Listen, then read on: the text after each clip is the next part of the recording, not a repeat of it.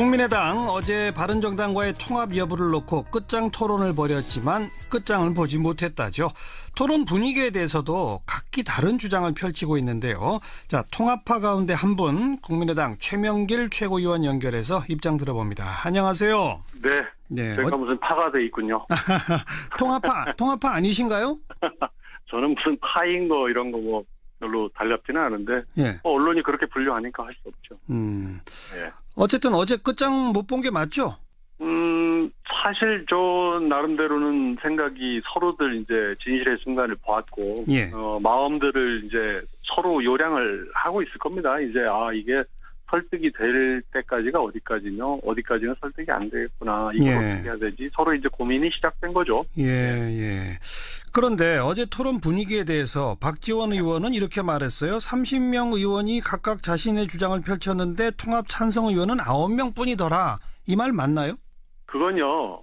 지금 즉시 통합을 해야 된다라고 주장한 분이 9분 혹은 10분 정도입니다. 제가 굉장히 세밀하게 메모를 하면서 위촉 내내 봤거든요. 그리고 절대 통합 논의를 꺼내면 안 된다. 이거는 죽는 길이다. 라고 주장하신 분이 9분입니다. 그리고 그 중간에 선거연대 등 정책연대 지금 하고 있으니 선거연대 등을 거쳐서 여건을 성숙시켜 가면서 상황에 따라 판단해야 된다 하지 않느냐 이렇게 말씀하신 취지의 말씀을 하신 분이 8분 내지 9분이에요. 그리고 김동철 원내대표처럼 전혀 어떤 쪽으로 판단하기 어려운 분이 3분인 거죠. 그러니까 30명 중에 제가 보기에는 10분 찬성, 9분 반대, 연대부터 하자라고 하는 분이 8분, 그리고 태도를 유보하신 분이 3분입니다.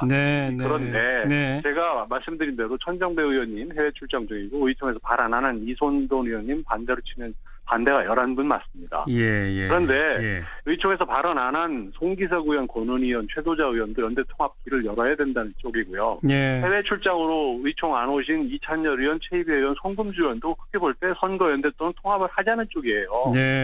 그리고 원외 최고위원 박주원 의원 등 3분도 연대 통합을 모색하자는 쪽이고요. 안철수 대표도 카운트를 안 했는데 안철수 대표도 같은 입장이니까 전체 44명 중에서 연대 통합 논의 자체를 반대하는 분은 11분이고요. 논의를 시작하자는 분이 28명 내지 30명쯤 되는 겁니다. 그래서 이 말씀이 실제 우리 당 내 연대 통합과 관련된 의견의 지형이라고 보면 맞습니다. 아주 세세하게 정확히 잘 정리해 주셨습니다.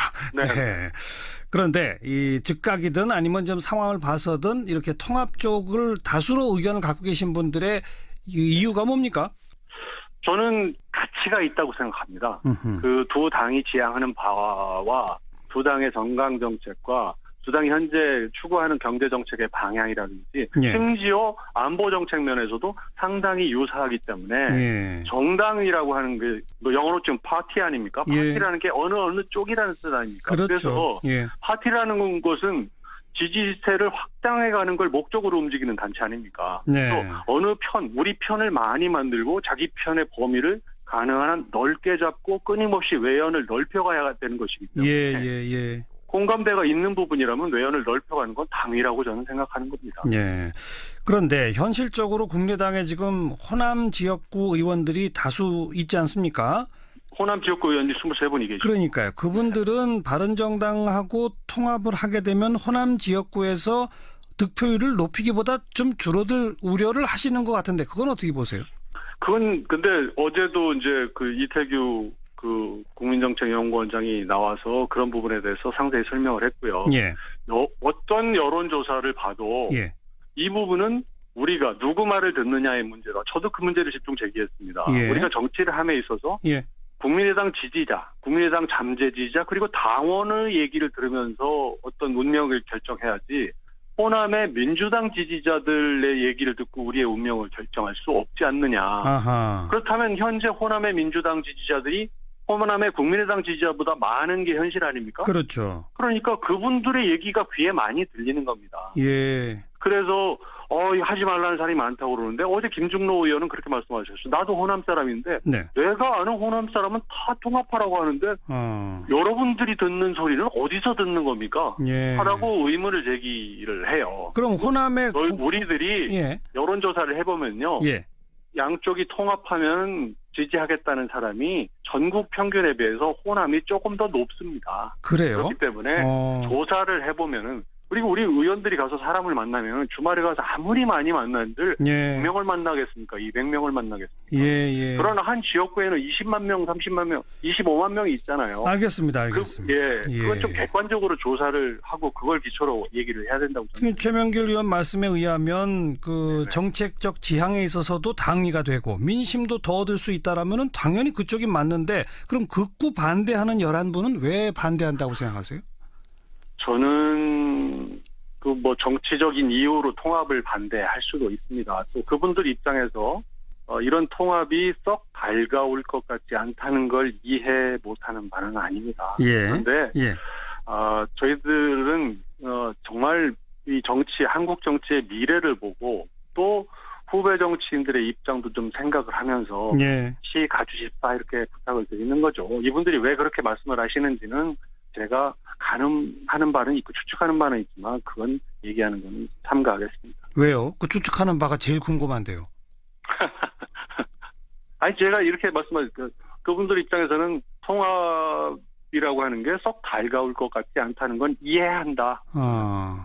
아니 그분들도 사실 통합을 해야 지금 아까 최명길 의원이 말한 그 세세한 여론조사에 의하면 오히려 다음 총선에서 득표율을 더 올릴 수 있는 길 아닙니까? 솔직히 말해서 저희들은 다음 총선은 그렇게 염두에 두고 있지 않습니다. 지금 그 민주당이라든지 자유한국당의 그 경쟁력을 볼 때 다음 총선을 하는 2020년 4월쯤 되면은 정치 지형이 완전히 달라져 있을 거기 때문에 지금 그걸 걱정할 상황은 아니고요. 당장 내년 6월 지방선거 때문에 신경을 쓰는 거거든요. 저희들과 함께 탈당을 해서 국민의당에 같이 온 시도 의원들이 있지 않습니까? 그렇죠. 그분들은 당장 선거가 눈앞에 다가왔고 어떻게 하면은 주변에 있는 사람들이 민주당이 지금 강세니까 이쪽하고 뭘 같이 해봐야 되지 않느냐 이런 얘기를 많이 하는 게 현실이에요. 저 같은 서울 송파 같은 데는 좀 분위기는 다르긴 하지만 수도권과는 좀 다르니까요. 호남 쪽은. 그러니까 그런 분들 입장 때문에 그쪽에 귀를 좀 기울이고 있는 건 사실이지만 길게 볼 때 아니면 당장 6월 선거만 놓고 봐도 양당이 통합을 통해서 시너지를 만들고 국민의 관심을 다시 모으게 되면은 전반적인 야권 내 지형이 바뀌면서 훨씬 더 선거를 치르기에 좋은 조건이 마련될 수 있을 것이다. 이런 얘기를 계속 드리고 있는 겁니다. 알겠습니다. 여기까지 들을게요. 고맙습니다. 네, 감사합니다. 국민의당 최명길 의원이었습니다.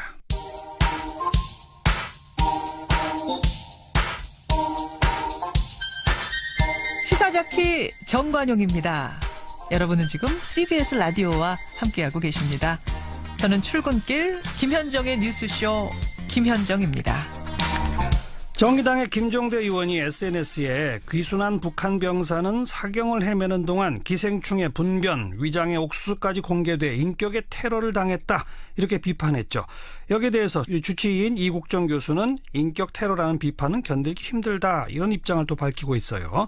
오늘 하루 종일 논란인데 정의당의 김종대 의원 직접 목소리 들어봅니다. 김 의원 안녕하세요. 네, 안녕하십니까. 다시 확인하는 겸 해서 인격 테러라고 주장하신 이유는요? 우선 이 문제 참 여러 가지 억측과 오해가 많은데 그 인격 테러라는 표현을 썼을 때는 주어가 있어야 되는데 저는 이국정 교수라고 지칭하지 아니하고 우리는이라는 그 표현을 썼습니다. 그러니까 지금 그 병사의 몸의 어떤 결함이나 질병 문제를 가지고 언론이 이제 선정적인 보도가 나왔고요. 또 이 군 당국에서 과도하게 개입해가지고 의사는 나는 환자를 치료하는 사람일 뿐이라 그러는데 기자회견장으로 나갔고요. 또 병원에서도 상당히 이런 어떤 문제들을 처리하기가 곤혹스러워하는 이게 다 어우러져서 된 것이 그동안의 며칠간의 상황인데 제가 마치 이국정 교수를 공격한 것으로 언론들이 나가기 시작했습니다. 그런데 17일자에 제가 페북에 올린 글을 보면 오히려 이국정 교수의 입장을 대변하는 취지로 사람들이 읽혀진다 그러지 이걸 공격하기 위한 글로는 읽혀지지는 않을 거예요. 그런데 마침 어제 이 부분에 대해서 본인이 공격받은 것으로 생각하시고 예. 입장을 밝히자 제가 오늘 아침에 재차 예. 두 번째 입장을 냈습니다. 예. 그래서 존경받고 훌륭한 의사에다가 환자 치료까지도 일어난 걸 축하할 일인데 예. 그 이후 과정에서 그 환자의 어떤 이번에 총상과 전혀 무관한 예. 이런 어떤 그 이전에 갖고 있었던 질병에 대해서 외부로 나가게 된 것은 저로서는 침묵을 지킬 수 없었다. 그러니까 비판하신 거 아닌가요? 그렇게?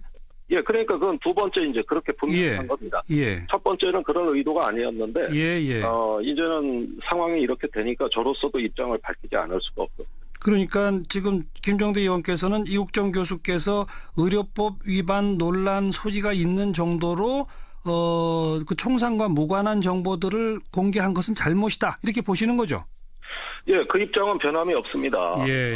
사실은 그 병사에 이전에 있었던 내용들은 목숨을 부지할 만한 어떤 질병들이 아니었어요. 예. 생명을 좌우할 게 아니라 이번에 그 병사에게 국민들이 알고 싶은 것은 총상을 입은 환자가 예. 지금 이 총상으로 인해 가지고 생명의 불꽃이 꺼지느냐 마느냐 이런 문제였지. 예. 이 총상과 아무런 관련이 없는 과거의 문제를 끄집어낸다. 이것은 이번에 어떤 사건의 본질과 좀 무관하고. 알겠습니다. 네. 그런데 박인숙 바른정당 최고위원은 북한 기생충 문제는 중요한 보건의료 아젠다인데 이걸 말한 이국정 교수가 인권을 말살했다고 말하는 건 좀 무식하고 왜곡된 생각이다 이렇게 지적했어요. 이건 어떻게 보세요? 아니 우리 사회에 지금 암이 문제가 됐다고 해서 그러면 암에 걸린 특정 환자를 대상으로 해가지고 그 암 환자 한 명을 가지고 이렇게 빗대서 사회 전체 문제 암을 얘기한다면은 그건 상당한 인권 유린이 되겠죠. 의료법 위반이고요.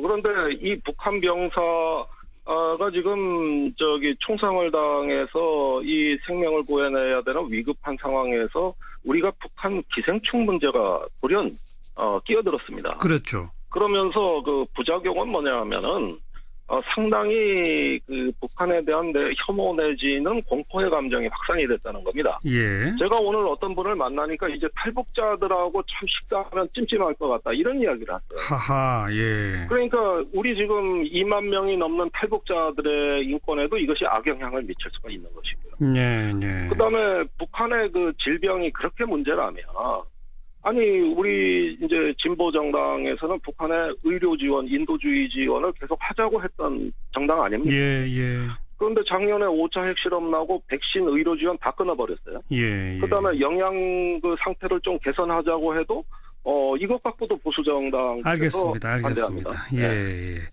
근데 또 일각에서는 이런 의견도 있습니다. 비판에도 시기와 방법이 있다. 지금은 이국정 교수를 비판할 때가 아니라 응원할 때 아니냐 이런 누리꾼들의 지적에 대해서는 어떻게 보세요?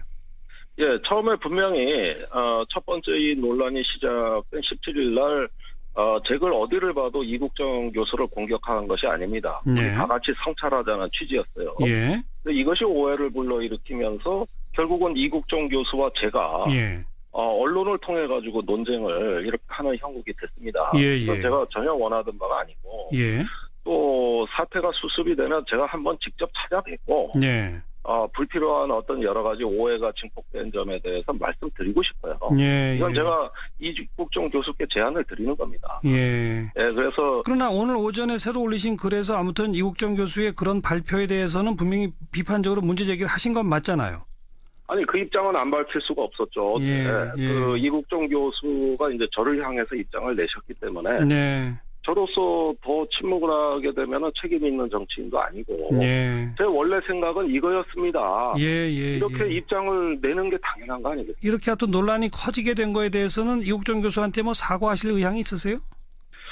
일단은 이런 문제 때문에 환자 치료에 전념하지 못했다면 그것은 제가 상당히 유감스럽게 생각하고 소모적인 논란이 벌어진 데 대해서도 이국정 교수가 꿋꿋하게 의료에 전념하실 수 있도록 용기를 내시라. 다음번에 어느 정도 좀 우리 마음도 회복돼야 되지 않겠습니까? 그런 차후에 좀 더 성찰적인 자세로 한번 우리가 다시 한번 이 문제를 논의해보자. 이렇게 말씀드리고 싶습니다. 네. 어쨌든 뭐 기생충 등등을 공개한 것에 대해서는 의견은 좀 다를 수 있는 거 아니겠습니까? 김종대 의원은 분명히 이거는 문제가 있다라고 지적하시는 거고 뭐 필요하다. 북한의 어떤 의료 상태 같은 것을 암시해 주는 것이기 때문에 필요한 정보다. 이런 의견도 있을 수는 있겠죠? 그걸 이제 알 권리 차원, 네. 북한에 대한 어떤 우리 지식의 문제로 접근을 하는데 그보다 상위 개념은 인간의 존엄성이라고 저는 생각합니다. 예. 알 권리도 중요하지만 그보다 더 중요한 것은 우리 인간의 존엄과 예. 그 자존감을 지킬 수 있게 도와드리는 것이다. 예. 이것이 환자 보호다. 예. 이게 법의 정신이라는 걸 좀 말씀드리고 싶어요. 예. 알겠습니다. 김종대 의원의 의견은 분명히 밝혀주셨고 이제 판단은 우리 또 청취자분들이 내리시겠죠. 오늘 유엔사 발표는 어떻게 보셨어요? 유엔사가 그 정전협정 위반에 대해서 증거물과 함께 공개하고 앞으로 북한에 대해 적절한 조치를 취하겠다는 입장은 매우 타당하고 네. 잘된 발표라고 생각합니다. 예. 뭐 우리 정부 차원에서 후속 조치를 해야 할 것들은 뭐가 있습니까? 일단 우리 정부가 빨리 대북 성명을 발표하고 예. 지금 평창 올림픽도 채 넉 달이 남지 않은 상황에서 예. 한반도의 긴장 완화, 위기 관리, 또 이와 같은 일의 재발 방지를 위해서 북한이 책임 있는 자세를 보여라. 네. 이렇게 빨리 좀 입장을 대내외 과시해야 될 걸로 생각합니다. 알겠습니다. 여기까지 말씀드릴게요. 고맙습니다. 네, 감사합니다. 네, 정의당의 김종대 의원이었습니다. 윤태곤의 뉴스 사이다. 윤태곤 실장 어서 오십시오. 네, 안녕하세요. 특수활동비 논란이 자유한국당 홍준표 대표에게로 지금 튀고 있죠? 예, 어제 우리 방송에서 하성수 변호사도 말씀을 좀 하셨지만은 예. 이게 지금 국정원 특활비 논란이 정치권하고 번지는 거하고 궤가 달라요. 다른 얘기죠. 예, 말 그대로 이 개인 문제거든요. 예. 이 최근에 자유한국당이 뭐 검찰도 법무부에 특활비 상납한다, 수사해야 된다 역공을 펼쳤지 않습니까? 그렇죠. 홍 대표도 오고 이제 가세를 했는데 이 시작이 어떻게 됐냐면은 민주당의 현근택 부대변인이 홍 대표 특활비 유용이나 해명하라. 네. 다시 이게 받아친 거예요. 근데 바로 해명을 했죠. 일단은. 그렇죠. 국회 여당 원내대표 겸 운영위원장은 특활비가 한 매달 4천만 원 정도 나오는데 야당 원내대표한테도 보조를 했습니다. 그러니까 나눠 쓴 거다. 그랬죠. 말하자면 이거 아니겠습니까? 근데 아니라는 거죠. 예, 당시에 민주당 원내대표였던 원혜영 의원이 한 푼도 받은 게 없다. 예. 계속 거짓말한 법적 조치를 할 수밖에 없다. 그랬죠. 이러니까 원내대표 겸 국회 운영위원장도 상임위 위원장이기 때문에 간사들한테 일부를 지급을 했을 겁니다. 당시 일부 야당 원내대표가 받지 않았다고 한다면은 그 부분은 내 기억에 착오일 수가 있습니다. 그러니까 원내대표는 착오일 수 있지만 야당 간사들한테는 줬을 것이다. 그렇죠. 그렇게 물러선 거죠. 예. 근데 이게 끝이 아닌 게 당시에 또 운영위 간사였던 사람이 등장을 했죠. 서가번 전 의원. 예, 서가번 전 의원이 나는 한 푼도 안 받았다. 무슨 소리냐 이랬거든요. 거기에 대해서는 지금 홍 대표가 아무런 말을 안 하고 있죠. 지금 뭐 베트남에 가 있는데 이제 내일 귀국인가 아마 모레 귀국인가 그럴 거예요. 네. 이게 그러니까 관행. 야당 원내대표도 특수활동비가 나옵니다. 별도로 나오죠. 그렇죠. 원혜영 의원이고 나도 봤는데 내가 무슨 손을 벌리냐. 근데 액수 차이가 있어요. 그래서 여당 원내대표가 여야 간사들한테 좀 나눠주는 거는 관행은 관행이에요. 네. 예. 근데 그게 뭐 얼마를 주는지는 뭐 자기 마음인데 서 의원이 이런 말도 했어요. 홍 대표한테 아니 좀 관행도 안 지키냐라는 이야기를 했을 정도로 내가 기억을 하고 있다. 그러니까 다른 위원장들은 나눠주는데 그렇죠. 홍 대표는 왜 안 나눠주느냐는 말까지 했었다. 그러니까 뭐 자꾸 말을 바꿔가면서 해명이 길어지는데 계속 반박당하는 그런 양상이죠. 그렇죠. 그러니까 이제 자유한국당은 여당이 뭐 홍 대표를 공격한다 이러면서 이제 좀 다른 식의 비판 성명을 냈는데 지금 자유한국당 같은 경우에는 박근혜 정부 특활비 논란도 부담인데 이걸 이제 뭐 법무부 이야기했다가 거기도 공박을 당한 거 홍 대표 개인 특활비 논란까지 오히려 더 추가된 셈이잖아요. 그렇죠. 그런데 그 생활비 유형 얘기가 애초에 왜 나왔던 거죠? 어제 방송에 잠깐 언급하셨지만 제가 자세히 설명드리겠습니다. 성완종 리스트. 네. 그게 이제 홍 대표가 한나라당 대표 출마할 때 이번 말고 예전에 한나라당 대표 출마를 했어요. 예. 그때 이제 그 대표 나가려면 보통 뭐 한 10억 단위 돈 든다 그러거든요. 네. 그때 이제 1억을 줬다는 겁니다. 성완종 리스트에 내용이. 예. 근데 홍 대표가 예나 지금이나 이제 극구 부인하고 있지 않습니까? 받은 적 없다. 예. 그러면서 본인이 이제 방증으로 이야기한 게 대표가 되려면 이제 기타금을 내야 되는데 그게 이제 억 단인데 특활비를 집에 생활비로 줬는데 그걸 이제 부인이 집사람이 모아가지고 비자금을 만들어 놨더라. 그걸로 이제 냈다. 그러는 게 애초에 주장이었어요. 네. 근데 그러니까 아니 그럼 그 특활비가 집에 생활비 쓰라고 갖다 준 돈이냐. 그 공박이 나올 거 아닙니까? 그 당시에도 이미 나왔죠. 예. 그때 다시 해명을 한 게 아니 내가 이제 중진 정치인이니까 평소에 돈 들어갈 일이 많은데 특활비를 받으니까 그 돈 들어갈 일은 없어졌다. 그래서 그 이제 평소에 들어가던 만큼 안 들어간 것을 집에 갖다 주니까 그거를 모아놓은 건데 뭐 말이 이제 와전됐다. 그러니까 국회의원으로서 월급을 받는데 그동안에는 그 월급을 활동비로 다 썼다. 그렇죠. 이번에는 특활비가 나오니까 월급이 좀 남아서 그걸 갖다 줬다. 그렇죠. 그걸 이제 모아놓은 거다. 이랬거든요. 이게 그러니까 2년 전으로 돌아가는 거예요. 여기서부터 말이 자꾸 길어지고 바뀌는 건데 이게 지금 대법원에 가 있지 않습니까? 그렇죠. 성완종 사건. 대법원은 이제 사실심이 아니라 법률심이래 가지고 이런 거가 이제 직접 영향은 안 미칠 건데 재판에도 좋지는 않을 거예요. 네. 좋은 영향이 있을 리가 있겠습니까? 네. 이게 그러니까 말이 자꾸 거짓말이라서 길어지는 건지 아니면 홍 대표 말대로 뭐 기억의 착오일 수도 있죠. 저는 모르겠는데 아마 베트남에서 오면은 또 기자들이 물어볼 거예요. 뭐라고 하는지 한번 지켜봅시다. 그렇죠. 수고하셨어요. 감사합니다. 윤태권 실장이었습니다. 초등학교 오늘 하루 화제가 된 뜬 뉴스들부터 정리해드립니다. CBS 김현지 기자 안녕하세요. 네, 안녕하세요. 네, 첫 소식이요. 네, 이 평창 롱패딩 열풍에 백화점이 마비가 됐습니다. 아하. 지난주에 판매 시작과 동시에 매진됐던 평창 롱패딩이 오늘부터 롯데백화점에서 판매가 재개됐는데 이때 수천 명의 인파가 몰린 겁니다. 이 판매 지점은 잠실, 영등포, 평촌, 김포공항 이렇게 4곳인데요. 가장 많은 물량이 풀렸다는 잠실점은 그야말로 아수라장이었습니다. 어제 오후 7시 무렵 인파가 몰리더니 자정에는 인간띠를 잃었고요. 이들은 이 추운 날씨에 밤샘 노숙도 불사했습니다. 예, 오늘 새벽 6시쯤엔 인파가 1000명을 넘었고요. 이 잠실점에 들어온 패딩이 총 1000장인데 날이 채 밝기도 전에 모든 제품이 동난 셈입니다. 밤샘 노숙까지. 도대체 왜 이렇게 열풍이에요? 예, 아무래도 시중 패딩 반값도 안 되는 이 가격 대비 높은 품질에 상징적인 올림픽 패딩이지만 수량이 적어 인기가 몰렸는데요. 또 이 틈을 타 웃돈을 얹어 되팔려는 사람들도 수요에 한몫했습니다. 네. 이미 중고장터에서는 최대 15만 원까지 더 얹어서 30만 원에 거래되고 있습니다. 예. 다음 뉴스는요? 예, 수능 연기 와중에 강행된 단합대회로 서울시 교육청이 문매를 맡고 있다는 소식입니다. 지난주 포항 지진으로 대입 수능이 일주일 연기되는 사상 초유의 사태를 맞았는데요. 이런 상황에도 불구하고 지진이 일어난 다음 날 금, 토 이틀 동안 서울시 교육청 직원 30여 명이 충남 대천으로 1박 2일 워크숍 겸 체육대회를 떠난 것으로 드러났습니다. 그래요? 예, 이 심지어 저녁 술자리에서 직원 한 명이 건배사 도중에 넘어져가지고 턱도에 금이 가기도 한 것으로 전해졌는데요. 그래도 술자리는 계속됐답니다. 아니 지진으로 수능이 연기되는 정말 사상 초유의 사태인데 교육청에서 왜 이랬나 모르겠네요. 예, 교육청 측은 예산 심의 등이 예정돼 있어서 숙박 취소가 어려웠다고 해명했는데요. 당시 사상 첫 수능 연기로 교육당국은 대책 마련에 여념이 없던 때입니다. 포항의 여진도 계속돼서 학생들 불안도 점점 높아졌고요. 그런데 이렇게 야유의 성격이 강한 단합대회를 진행한 것은 부적절했다는 지적입니다. 부적절했죠. 자, 다음 소식은요. 네, 경찰이 부산 편의점 분신 사건의 영상들을 차단하기로 했다는 소식입니다. 어제 오후 부산의 한 편의점에 들어간 50대 남성이 자신의 온몸에 휘발유를 뿌리고 불을 질렀는데요.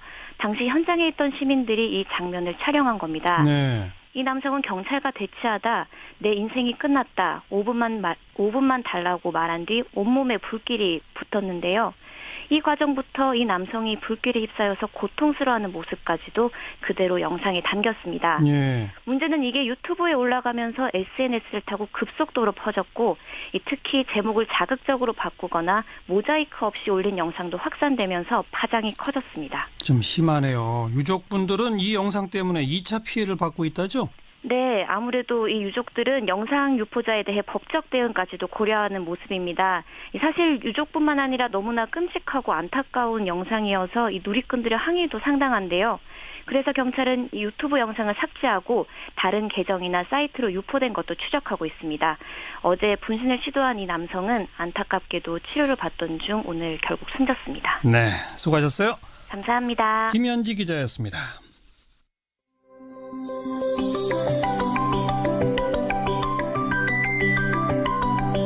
지금 여러분께서는 한림국제대학원 대학교 정관용 교수가 진행하는 시사자키 정관용입니다를 듣고 계십니다.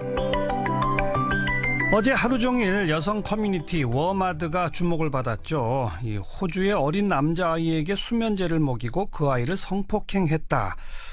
그 글을 쓴 여성은 지금 호주 경찰에 체포돼서 조사를 받고 있는데요. 근데 그 여성이 그 게시판에 또 다른 글을 올린 게 있어요. 근데 그 글이 여성 철학자 이현재 교수의 발언을 인용한 거다 해서 이현재 교수가 지금 네티즌들한테 상당한 비판을 받고 있는데요. 서울시립대학교 도시인문학연구소 이현재 교수께서는 이건 잘못 알려진 일이다 또 이렇게 말씀하시네요. 그래서 직접 연결해 봅니다. 이 교수님 안녕하세요. 네, 안녕하세요. 네. 이현재입니다. 제가 방금 소개했습니다마는 그 호주 경찰에 체포돼서 조사받고 있는 그 피의자가 게시판에 이런 글을 썼어요. 롤리타 콤플렉스는 범죄지만 쇼타쿠는 존중받는 취향이다. 이건 이현재 교수의 말이다. 이게 진짜 이런 말을 하셨어요? 정말 한마디로 말씀드리자면요. 사실이 아닙니다. 사실이 아니다? 네. 저는 그 방송에서 그 롤리타 컴플렉스하고 롤리타 컨셉을 구분해서 논의했는데요. 예. 네, 롤리타 컴플렉스, 그러니까 저희가 소아성애라고 알고 있는 14세 미만의 여자아이를 향한 소아성애는 현재 의제강간으로 처벌받게 되어 있는 범죄고요. 예. 이거는 쇼타로 컴플렉스도 마찬가지입니다. 쇼타로는 뭐예요? 예, 쇼타로는 일본에서 만들어진 용어로 알고 있는데요. 예. 그 롤리타 컴플렉스와 달리 어린 소년을 향한 성인 여성의 성적 욕망을 일컫기 위해 만들어진 말이라고 알고 있습니다. 예. 그러니까 어린 소녀를 향하면 롤리타고 소년을 향하면 쇼타로 이렇게 되는 거군요. 네네. 예, 그런데요. 네, 근데 떠도는 캡처 화면이 문제가 됐잖아요. 예. 근데 여기에서 제가 이 장면에서는 제가 쇼타로 컴플렉스를 얘기한 게 아니라요. 예. 쇼타로 컨셉을 설명하는 부분인데요. 이것을 따와서 인용하고 계셨거든요. 예. 가령 저는 방송에서 그날 성인 여성 모델이 상호 동의하에 롤리타 컨셉으로 찍은 사진 같은 것은 하나의 취향으로 있을 수 있다고 말했고요. 네. 마찬가지로 남자 아이돌 같은 그런 쇼타로 컨셉 역시 하나의 취향으로 존재할 수 있다고 말했습니다. 쇼타로 컴플렉스와 쇼타로 컨셉은 어떤 차이가 있는 겁니까? 사실은 아까도 말씀드렸듯이 제가 여기서 사용하고 있는 방법은 쇼타로 컴플렉스는 자칫 소아성애 그리고 소아 범죄로도 이어질 수 있는 상태를 일컫는 거고요. 예. 쇼타로 컨셉이라고 했을 때 컨셉은 그거를 이후 성인들에게 문화적인 컨셉으로 만들어서 상품화시키는 것을 일컫는 말입니다. 예. 그러니까 남자 아이돌이 여자 같은 남자, 예쁜 남자 뭐 이런 식으로 그렇죠. 하는 게 쇼타로 컨셉이다. 네네. 네. 그 교수님께서 말씀하신 거는 쇼타로 컨셉 같은 건 하나의 취향일 수 있다. 이렇게 표현하신 거라 이건가요? 네, 그렇죠. 롤리타와 마찬가지로 쇼타로 컨셉 역시 하나의 취향으로 존재할 수 있다고 말했고요. 네. 이게 사실은 막 다 규제해야 한다라고 얘기하지만 표현의 자유의 문제가 얽혀 있어서 법적으로 금지되기 되게 힘들다고 봤고요. 예. 불편하신 분이 사실은 비판할 수 있는 문제다라고 보았습니다. 예. 네, 근데 이 부분만 캡처해서 유통시키면서 마치 제가 쇼타로 컴플렉스 전체를 취향으로 옹호한 것처럼 그렇게 전파를 하시면 사실관계와 먼 일이 되는 것입니다. 요약해보자면 쇼타로 컴플렉스는 소아 성애 범죄로 나갈 수 있어서 위험한 것이고 법적으로도 단죄되는 것이죠. 네. 쇼타로 컨셉은 취향에 따라 비판을 할 수는 있으나 법적으로 단죄될 수 있는 것은 아니다. 그렇죠. 아하. 근데 지금 이 조사받고 있는 이 피의자는 왜 이런 것을 그 게시판에 올렸을까요? 글쎄, 굉장히 정말 착잡한데요. 네. 먼저 이 순서에 대해서 우리가 한번 좀 살펴볼 필요가 있는데요. 예.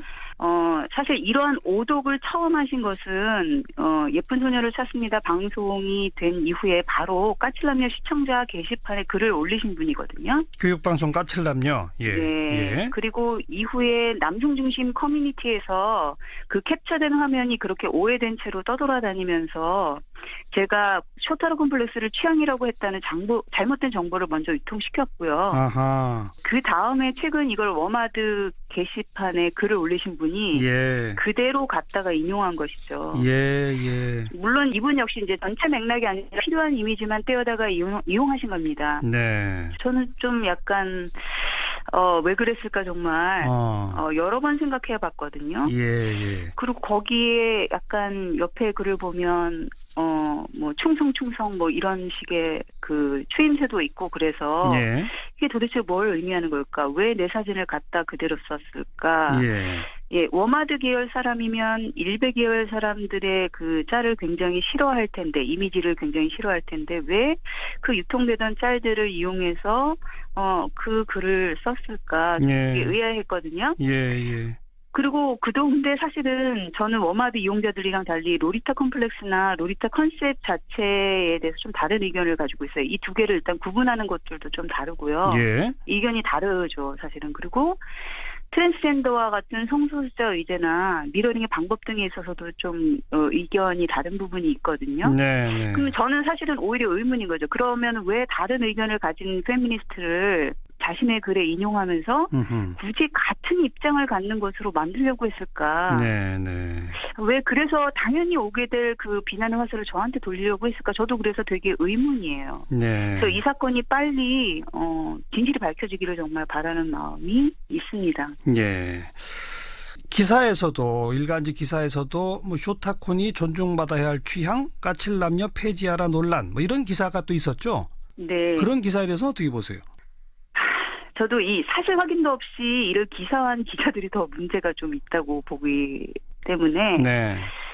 사실 아시다시피 SNS에서 지금 가장 문제인 것은 뭐냐면요. 전체적으로 전체 맥락을 보지 않고 자기 입맛에 맞는 일부 이미지만 SNS에 유통시켜서 그걸로 사실을 만드는 주작이거든요. 그렇죠. 예, 이거를 굉장히 경계해야 하는데 주작인지 아닌지는 사실은 그게 사실 여부가 담겨 있는지 아닌지에 걸려 있는 거잖아요. 물론이죠. 네, 근데 사실 확인도 없이 기사가 이렇게 나오고 또 타이틀을 이렇게 뽑는다는 것 자체가 예, 마치 제가 소아 남성에 대한 성범죄를 부추기는 사람이다라는 그 이미지를 그쵸? 사실 확인도 없이 확산시키는 효과를 갖게 돼서 정말 아쉽게 생각합니다. 부담스럽게 생각합니다. 오히려 정반대 주장을 하신 건데 그렇죠? 그렇죠.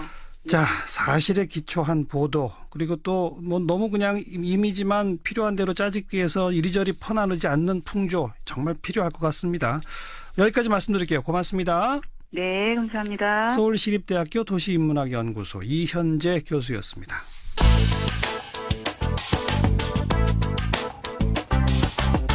궁금한 뉴스, 만나고 싶은 사람. 시사자키 정관용입니다. 2부를 듣고 계십니다. 사운드 오브 뉴스 시간입니다. 김민아 기자 어서 오세요. 안녕하세요. 들어볼 소리는요? 오늘은 모처럼 그냥 소리를 먼저 들어보도록 하겠습니다. 누군가 나에게 물었다. 시가 뭐냐고. 나는 시인이 못 되므로 잘 모른다고 대답하였다. 무교동과 종로와 명동과 남산과 서울역 앞을 걸었다. 저녁역 남대문 시장 안에서 빈대떡을 먹을 때 생각나고 있었다. 그런 사람들이 엄청난 고생되어도 순하고 명랑하고 마음 좋고 인정이 있으므로 슬기롭게 사는 사람들이, 그런 사람들이 이 세상에서 알파이고 고귀한 인류이고 영원한 광명이고 다름 아닌 시인이라고. 갑자기 웬 시낭독이에요? 오늘 이진성 헌법재판소장 후보자 인사청문회가 진행이 됐는데요. 이 인사말에서 후보자가 시를 읊는 장면이 연출이 됐습니다. 그래요? 이분이 특별히 시인이어서는 아닌 것 같고요. 이 시를 읊을 만큼 상당히 평화로운 청문회가 진행이 됐다 이렇게 봐야 될 것 같습니다. 예. 이 개인 도덕성 이런 질의는 거의 없었고요. 군의 정치관여 문제나 문학의 블랙리스트, 경제민주화, 대북관, 국가보안법 폐지에 대한 입장, 선거 연령 하향, 양심적 병역 거부, 헌재 독립성 이런 정책적 쟁점에 대해서 이제 질문이 나왔고 네. 답변이 나오고 했는데 대체적으로 상식적 수준에서 답변을 쭉 했기 때문에 쟁점이 형성되고 이런 분위기도 아니었다는 거죠. 예.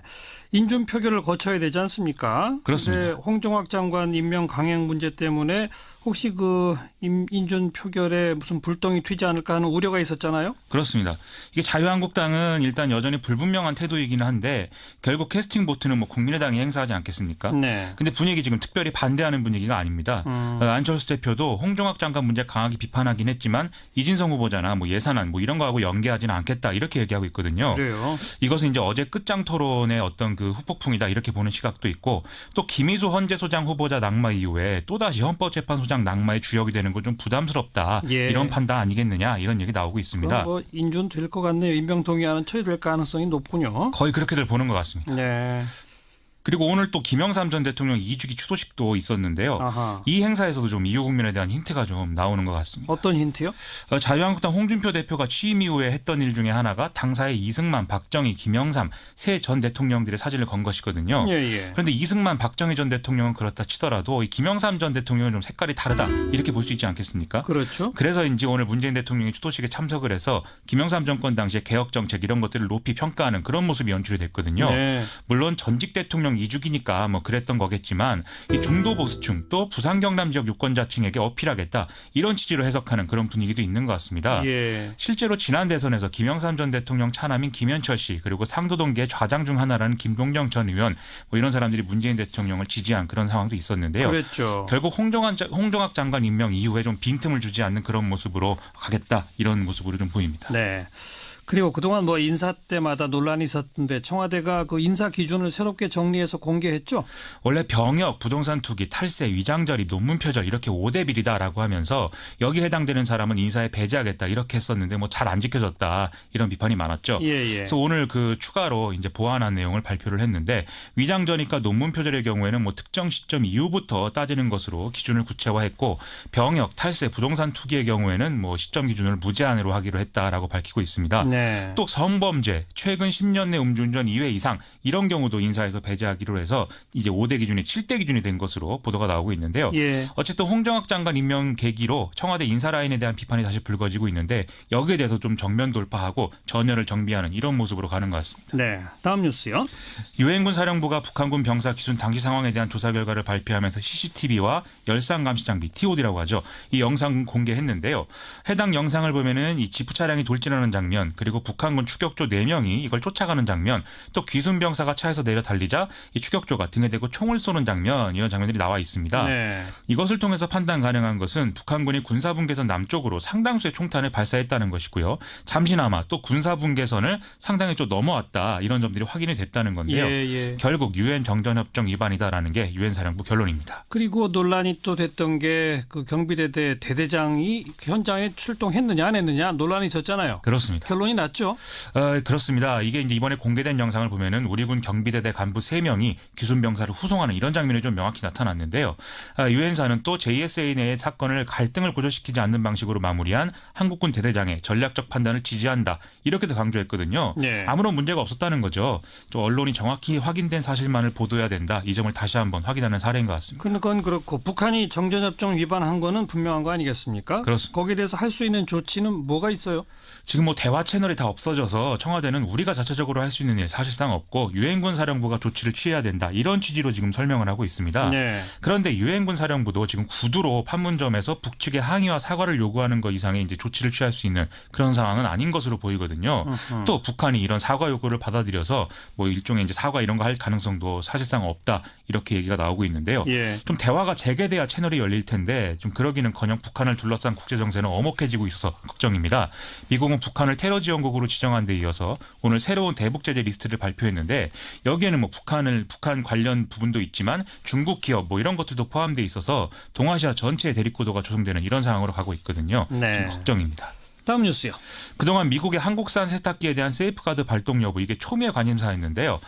미국의 국제무역위원회가 삼성전자와 LG전자 세탁기에 대해서 세탁기 완제품은 120만 대, 부품은 5만에서 9만 개 이렇게 저율 관세 할당 설정을 하고 이걸 만약에 초과하는 수입 물량에 대해서는 고율의 관세를 적용하는 좀 이례적인 이런 권고안을 발표해서 상당히 파장이 일어나고 있습니다. 네. 애초에 정부는 여기에 대해서 세계무역기구에 제소를 하겠다라는 입장을 밝혔었는데 트럼프 대통령의 권고안 수용 결정까지 2달이 남았다는 점을 고려해서 일단은 한 발 물러서기로 한 분위기라고 합니다. 이거 뭐 세탁기 말고 다른 분야로까지 확대될 가능성은 없어요? 이런 이제 조치는 트럼프 행정부의 이른바 통치 철학, 이 보호무역주의에 대한 입장이기 때문에 다른 분야까지 확대될 가능성 충분히 있다 이렇게들 평가하는 것 같습니다.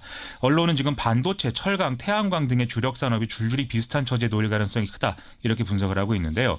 지금 뭐 미 국제무역위는 이미 삼성전자 반도체가 미국 업체의 특허를 침해했다는 이유로 조사를 진행 중인 상태고 철강 제품에 대해서도 미국 안보에 위협이 된다라는 이유로 수입 제한을 할 가능성이 점쳐지고 있습니다. 예. 태양광 전지의 경우에는 이미 세이프가드 구제 조치 판정이 내려진 그런 상태고요. 이게 한미 FTA 재협상에도 영향을 미치겠네요. 시작부터 이렇게 강하게 나오면 이 재협상 과정에서 협상력이 사실상 없는 우리로서는 상당히 위축될 가능성이 커진 건데요. 그래서 좀 강대강으로 여기에 맞서기보다는 손해를 약간 보더라도 리스크 관리를 해야 되지 않겠느냐 이런 전문가들의 조언도 나오는 상황입니다. 그런데 문제는 그러다 보면 또 국내의 반발에 초래될 수 있다는 것이겠죠. 그렇죠. 예를 들면 오늘 한국농수산식품유통공사에서 정부와 농축산업계 간담회가 있었는데요. 지난 10일 날 열린 공청회가 20분 만에 파행을 빚은 것에 대한 후속 조치 성격이었거든요. 네. 이 자리에서 이제 농업은 다 망하게 생겼다. 차라리 한무 FTA 폐기해라. 이런 우려들이 막 쏟아졌는데 여기에 대해서 산업통상자원부 관계자는 이 FTA 폐기도 우리가 갖고 있는 옵션 중 하나다라면서 좀 이 사람들을 달래는 그런 모습을 좀 보였습니다. 어렵네요. 네. 다음 뉴스는요. 한국은행 발표에 따르면 우리나라 가계비 총액이 1,400조 원을 넘어섰다고 해서 참 문제다라는 보도입니다. 거의 월 10조 원씩 늘어나는 추세인데요. 올해 3, 4분기 중에 가계신용 잠정치를 보면은 9월 말 가계신용 잔액은 1,419조 1천억 원 정도로 3분기 동안 31조가 증가한 걸로 나타나 있습니다. 네. 이 분기당 증가 규모가 30조 원 넘은 건 올해 처음인데 다만 작년 3분기와 비교하면 그때는 38조 9천억이었기 때문에 이것보다는 적다는 게 뭐 불행 중 다행이다라는 평가인데요. 그래도 이제 올해 3%로 전망되는 경제 성장률하고 비교할 때 부채 증가 속도는 여전히 빠른 것으로 볼 수 있다는 것입니다. 예. 이것은 정부가 발표한 2차례 부동산 대책이 아직 현장에 영향을 미치고 않고 있다. 이런 상황의 원인이다. 이렇게 보여주는데요. 결국 한국은행의 금리 인상이 필요하다. 이런 논리의 근거가 되는 상황인데 이자율이 높아지면 또 가계부담이 커진다는 점에서 또 그렇죠. 보완책도 필요한 것 같습니다. 그리고 은행이 대출 이자를 더 받아갔다는 보도는 뭐예요? 이게 참 황당한 사건인데요. 은행연합회가 은행권 주택담보대출 금리의 기준이 되는 이 코픽스 금리 이것을 1.177%로 고시해야 되는데 1.78%로 0.01%포인트 잘못 고시해서 7개 대형은행에서만 37만 명이 모두 12억 원의 이자를 더 내게 됐다는 걸로 드러났다. 이런 보도입니다. 단순한 실수예요? 그렇다는 거죠 지금. 예. 이걸 지방은행까지 전수조사하면 피해자는 더 늘어날 거라고 하는데요. 은행연합회는 이번에 오류를 수정하기로 했고 또 은행권은 정상보다 많은 이자를 납부한 고객에 대해서는 환급을 해준다. 이런 계획이라고 합니다. 문제는 그렇지 않아도 예금이 아니라 대출금리만 올린다. 이런 비판이 있는 상황에서 금융권에 대한 불신이 커질 수밖에 없다는 건데 이런 상황 자체가 가계부채와 함께 장기적으로 금융불안의 원인이 될 수 있어서 우려가 된다는 것이죠. 네. 다음 뉴스는요. 37년간 짐바브웨를 철권 통치한 로버트 무가베 짐바브웨 대통령이 하야를 선언했습니다. 무가베 대통령은 거의 40세 연하인 배우자인 그레이스 무가베에게 권력을 물려주려다가 군부와 정치권의 반발에 부딪혔는데요. 급기야 지난 6일 내에 자신의 비판적인 부통령을 전격 경질하면서 15일 날 군부가 쿠데타를 일으키는 상황 초래했습니다. 무가베 대통령은 이후에 가택연금 상태로 일주일을 버티다가 오늘 하야 선언을 한 거죠. 예. 이유는 경질된 에머슨 음란가가 부통령이 임시 대통령을 맡아서 과도정부를 구성한다고 하는데요. 이 사람은 또 별명이 악어일 정도로 집요하고 잔혹한 일면이 있어서 독재자가 또 다른 독재자로 바뀐 거 아니냐 이런 의구심을 낳고 있는 상황입니다. 근데 이번 쿠데타 배후에 중국이 있다는 얘기는 무슨 말이에요? 이게 짐바브웨가 명목상으로는 사회주의 국가이기 때문에 중국, 북한과도 지금 다양한 교류를 한 사실이 있거든요. 예. 그런데 홍콩 언론 보도에 의하면 쿠데타 발생 전에 짐바브웨 군사령관이 베이징을 방문해서 중국의 군 지휘부를 만났다는 겁니다. 여기에 대해서 중국은 뭐 통상적인 구류였다. 이 쿠데타 배후설은 말도 안 된다. 이렇게 입장을 밝혔는데요. 다만 쿠데타로 무가베 대통령이 축출된 것 자체는 중국에 좀 도움이 되는 상황이라고 합니다. 있습니다. 첫째로는 경제 정책에서 새로운 정권이 더 적극적이어서 중국의 투자가들에게 유리할 확률이 크다는 것이고요. 둘째로는 따지자면 무가베는 친북한 성향이었고 음란가가 부통령은 친중국 성향이다라는 거죠. 이렇다고 하면 북한이 볼 때도 이게 보통 일은 아닐 수 있다. 이런 얘기도 나오고 있습니다. 네, 여기까지 수고하셨어요. 고맙습니다. 김민아 기자였습니다. 어렵게 살아가는 우리 이웃들을 돌아보는 안진걸의 이웃사람 코너인데요. 참여연대 안진걸 사무처장이 오늘은 어렵게 살아가는 우리 이웃으로 자기 자신을 선정을 했네요. 안진걸 처장 어서 오십시오. 네, 안녕하십니까. 네. 이게 지금 청취자분들이 무슨 소리야 이럴 텐데 예. 바로 며칠 전에 안진걸 처장을 포함한 22명의 시민단체 활동가들이 재판정에 섰잖아요. 예, 맞습니다. 어떤 재판이에요? 예, 정치 여러분 죄송합니다. 제가 자기 이야기를 하려면 너무나 쑥스러운데요. 이 22명의 총선 내 2016년도에 총선이 있었잖아요. 총선. 예, 그때 총선 시민 네트워크라고 전국의 천여 개 시민 단체들이 좋은 정책 제안하면서 동시에 지난 4년간 국회를 평가했을 때 나쁜 행동을 일삼고 좋은 정책을 방해하고 또 뭐 예를 들면 세월호 참사 진상규명을 방해하고 유가족들을 뭐 조롱했다든지 도저히 용납되기 어려운 행위를 하신 분들을 제가 모아서 시민단체들이 토론하고 시민들에게 추천도 받아가지고 35명을 낙선 대상 후보로 선정하고 낙선운동? 현행선거법상의 낙선운동은 허용이 되어 있거든요.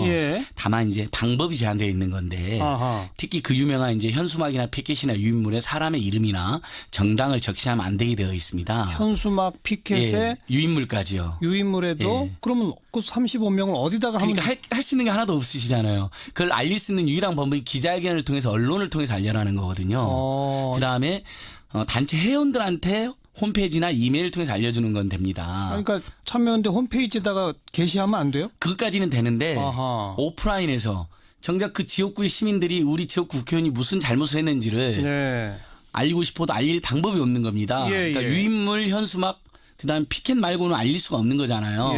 그래서 어쩔 수 없이 선관위도 허용한 기자회견이라는 방식을 통해서 언론을 통해서 이 후보가 왜 낙선 후보가 됐는가. 예를 들면 서울에서 오세훈 후보라든지 이노군 후보가 이제 대표적 낙선 대상 후보가 돼서 그건 선관위도 허용을 하고 있는 조치거든요. 그래서 기자회견을 했는데 기자회견을 하는데 기자들한테 유인물도 못 줘요? 아니 기자들한테만 줄 수 있습니다. 지역 구민한테는 주면 안 됩니다. 그래서 실제로 시민들이 지나가시다가 그거 뭐냐 달라. 제가 안 줬어요. 왜냐하면 그것도 줬다가 또 선거법 위반 시비 걸릴까봐 기자들한테만 그렇게 명단과 명단과 이유를 쭉 써서 맞습니다. 그럼 기자님들이 보시고 이게 타당하면 기사를 쓰는 거고 기사를 안 쓰시는 경우도 있잖아요. 아니면 데스크에서 흔히들 말하는 킬 당하는 경우도 있을 수 있는 거고 그렇게 해서 언론 보도가 꽤 났습니다. 왜냐하면 나름대로 전국 시민단체 천여 개가 모여서 예를 들면 세월호 참사 진상규명을 방해한 의원이라든지 청년 대책을 뭐 방해하고 청년들을 오히려 그 채용 비리를 앞장선 의원이라든지. 아니, 기억나요? 기억나. 그래서 당시에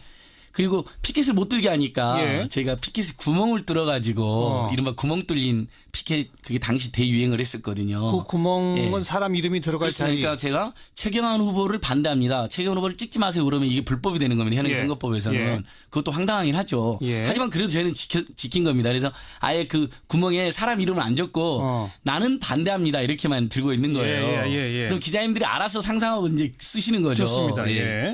그랬는데 22명이 이제 기소가 됐는데 왜 제가 어려운 이웃을 선정했냐면 뭐 저야 근근히 이런 경험도 많이 있고 이명박 정부 박근혜 정부에서 여러 번 기소됐는데 기소한 이유가 뭐예요? 그러니까 그게 선거법을 위반했다는데 기자회견이 말이 기자회견이 실제는 집회를 금지하고 있는 집회란 방식을 했다는 것이고 그다음에 또 구멍 뚫린 피켓이 구멍이 뚫렸기는 하지만 그걸 사진 기자님들이 사진을 찍으면 뒤에 최경환 후보 사무소, 오세훈 후보 사무소가 이렇게 구멍에 이렇게 비칩니다. 그렇게? 언론에 그렇게 나갔더니 그게 일종의 그 피켓에 이름을 적지 말한 거에 변종 행위다.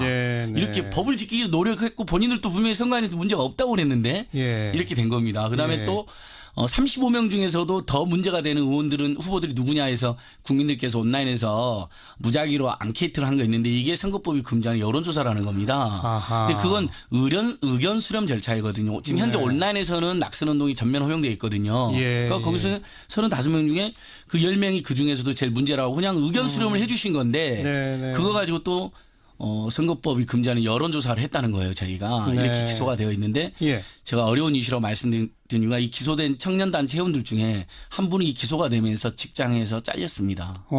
아무래도 선거법 기소되고 그러니까 뭔가 굉장히 큰 잘못 저지르고 불온하다는 그런 평가를 받아 잘려가지고 그분이 오늘 이번 재판장에서 막 울먹이기도 하셨고요. 그다음에 이제 좀 이따 연결하는 강홍구 피고인 같은 경우는 군대를 가야 되는데 군형법을 이제 받게 생긴 겁니다. 이제 12월 4일 날 입대를 하거든요. 그럼 이제 군사 재판을 받아요. 예.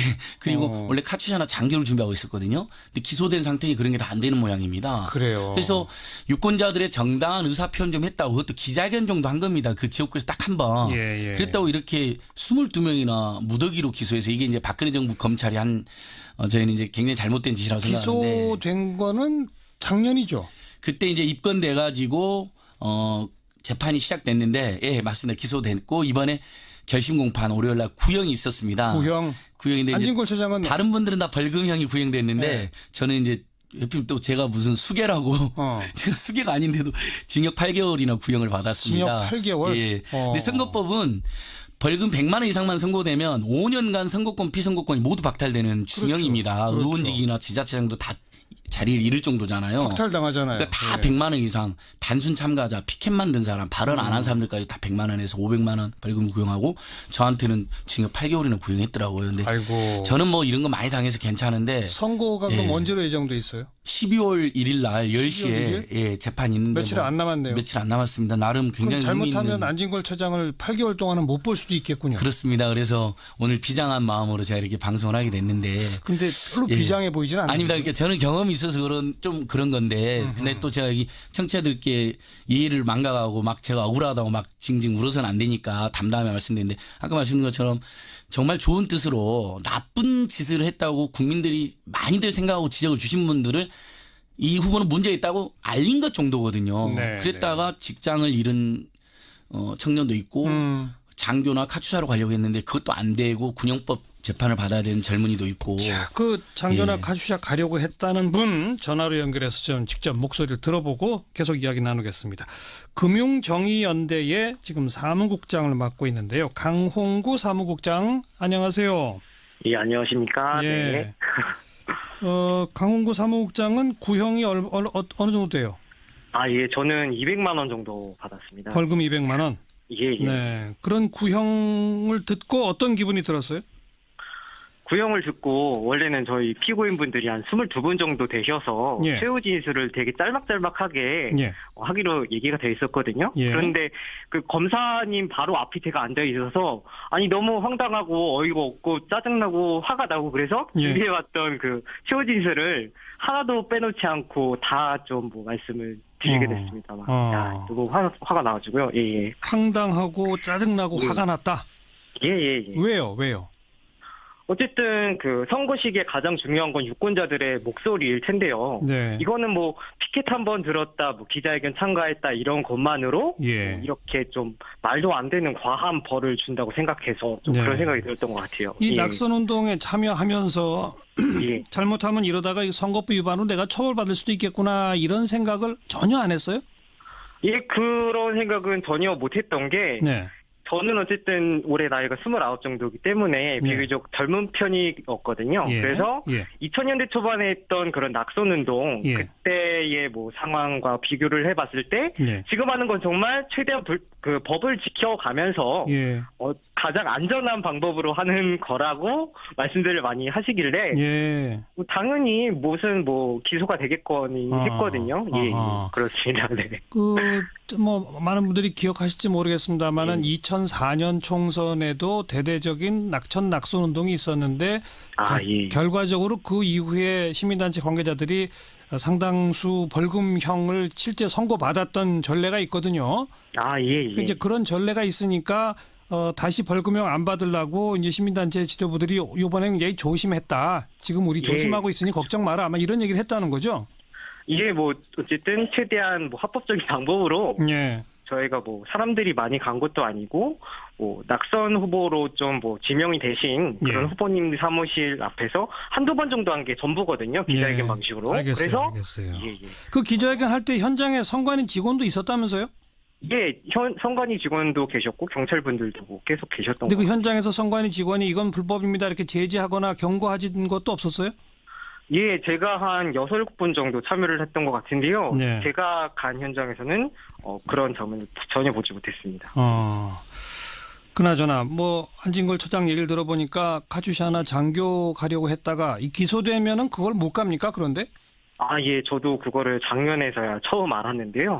그 작년 어쨌든 9월 말이었나 10월 그쯤 해서 제가 기소가 됐는데 예. 이게 그 병무청에 뭐 문의를 해 보니까 예. 좀 뭐 모집 규정에 그런 게 있다고 하더라고요. 뭐 수사라든가 재판을 받게 되면은 지원 자격이 좀 박탈되는 뭐 이런 내용의 적격이 있다고 합니다. 그래서 그래요. 그런 거에 따라서 뭐 지원 자격이 뭐 없을 것 같다 이렇게 말을 하더라고요. 예.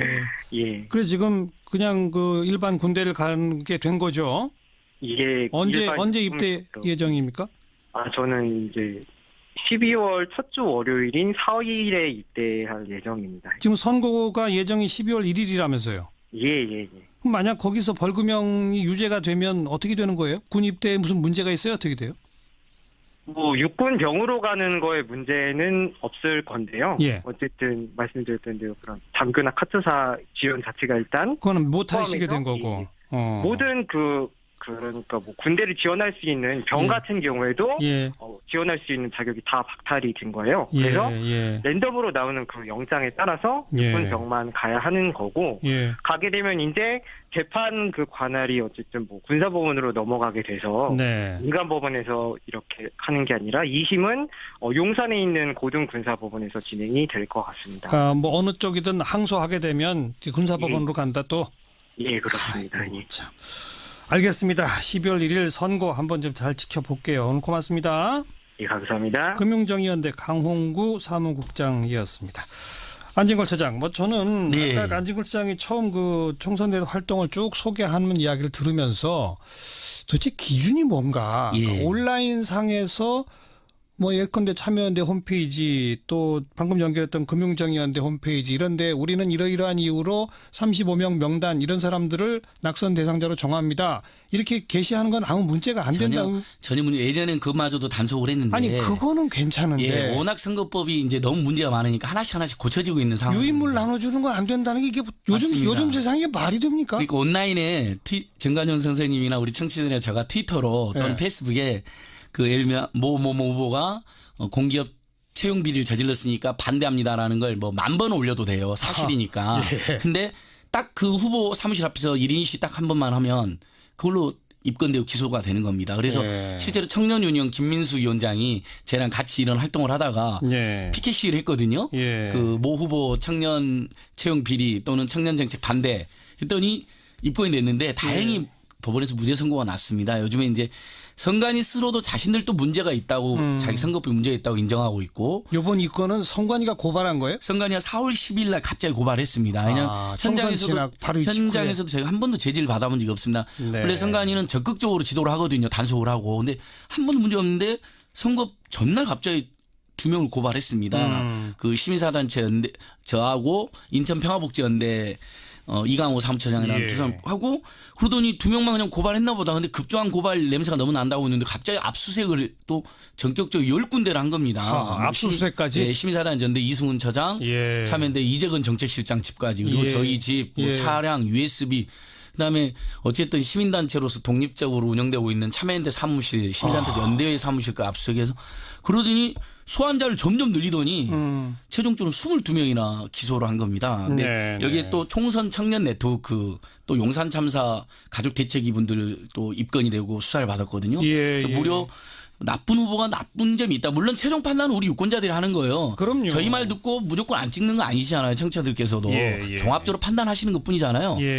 그런데 그렇게 해서 무려 30명이 넘는 사람이 지난 총선 때 이 선거법 기소가 된 겁니다. 지난 총선에 보수단체 쪽에서 비슷한 활동한 건 없어요? 많이 있었죠. 이러니까 제가 한숨이 나오는데요. 그분들은 실제 선거법이 금지하고 있는 현수막이나 피켓에 민주당이나 당명도 쓰고 그 개혁적인 그 의원 활동했던 의원님들 이름까지 써가지고 낙선 대상이라고 이렇게 돌아다녔습니다. 근데 처벌 안 받아요? 선관위가 입건도 안 했습니다. 조사도 안 했습니다. 아니 세상에. 저희는 법을 지키기 위해서 현행선거법 어쨌든 현수막이나 피켓이나 유인물에 후보하고 정당 이름을 적으면 안 되는 규정이 있기 때문에 그걸 저희는 철저히 지켰거든요. 근데 선관위 사무총장이 국회에 나와서 하는 말이 보수단체들은 조용히 해서 우리가 파악을 못했다. 시민단체들은 언론에 크게 나와서 파악을 했다는 거예요. 그러니까 언론에 나왔다는 것만으로도 기자회견을 통했으니까 나온 거잖아요. 그게 그 정당성 입증됐다고 생각됩니다. 방송 듣고 정소현님 들으면서 함께 황당하고 짜증나고 화가 납니다. 반드시 바로 잡아줘야 합니다. 힘내세요. 1870번님 이 나라 주인은 유권자입니다. 검찰이 아닙니다. 9977번님 낙선운동 적극 찬성입니다. 이런 의견들 보내주고 계시니까 정말 고맙습니다. 12월 1일 재판부도 아마 이런 목소리 듣지 않을까 생각을 해보겠습니다. 만약에 하나라도 뭐 유죄가 나면 또 항소하고 상고해서 대법원까지 가봐야죠. 그동안 이제 법정 투쟁해서 우리 국민들의 권리가 많이 확대됐거든요. 저희들도 더 성실히 열심히 활동해서 우리 국민들의 의사표현의 자유 참정권을 잘 확보하도록 노력하겠습니다. 어렵게 살아가는 우리 이웃 그 대표들이 바로 이 시민단체 상근 활동가들입니다.